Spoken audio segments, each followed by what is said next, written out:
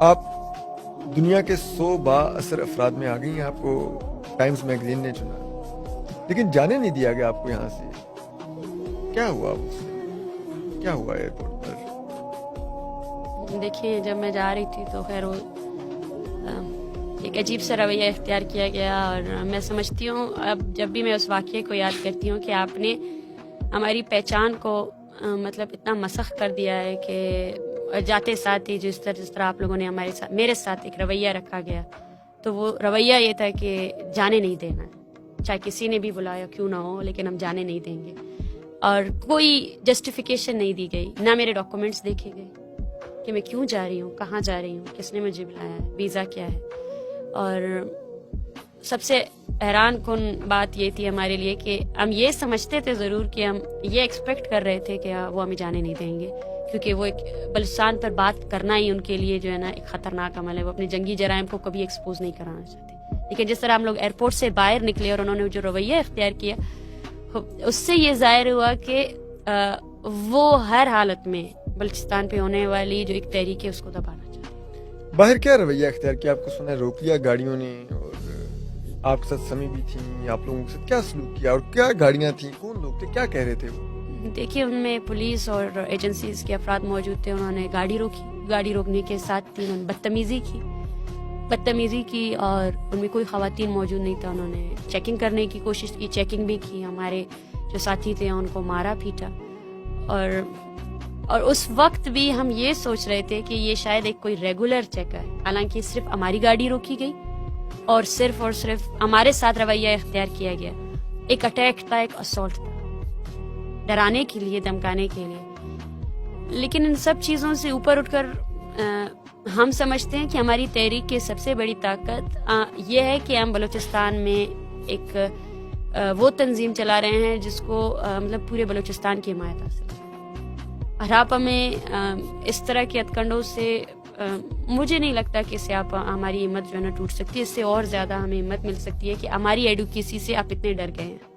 ہماری ایڈوکیسی اتنی افیکٹو ہے کہ آپ بوکھلاہٹ کا شکار ہیں. آپ کو پتہ نہیں ہے کہ آپ کس طریقہ کار سے جو ہے نا کون سا طریقہ کار اختیار کر کے ہماری تحریک کو روک سکے. دیکھیے سب سے پہلی بات یہ ہے کہ بلوچستان کو ایک سیکیورٹی زون قرار دیا گیا ہے، بنایا گیا ہے، اور یہ سب فیلئر آف اسٹیٹ ہے. اس کو کوئی اور نام نہیں دیا جا سکتا. یہ فیلئر آف اسٹیٹ ہے کیونکہ اسٹیٹ بنائے اس لیے گئے ہیں کہ وہ سٹیزنز کے جو رائٹس ہیں وہ انہیں دے سکے. امن قائم کرنا ان کی ذمہ داری ہے، لیکن امن کے نام پر آپ نے صرف اور صرف وار بینیفیشری کے طور پر آج سب سے بڑی پارٹی جو بلوچستان میں ہے وہ اسٹیٹ ہے، جو اس جنگ سے فائدہ کما رہی ہے. اور وہ کبھی نہیں چاہتے کہ یہ جنگ ختم ہو.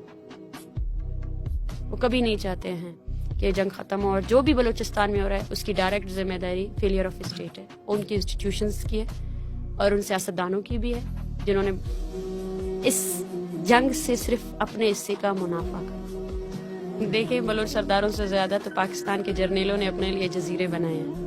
نواب خیر بشمری نے کہا تھا کہ یہ جو بلوچ سردار یا عام پولیٹیشین جو بک رہے ہیں تو ان کو وہ حصہ مل رہا ہے جو دسترخوان کے بچے کچے ٹکڑے ہیں جو باسی کھانا ہے.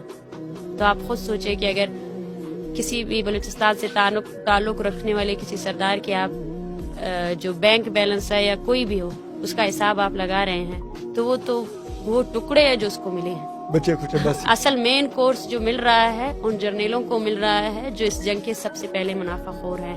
ان کا حساب کتاب تو میرے خیال سے ہونا چاہیے.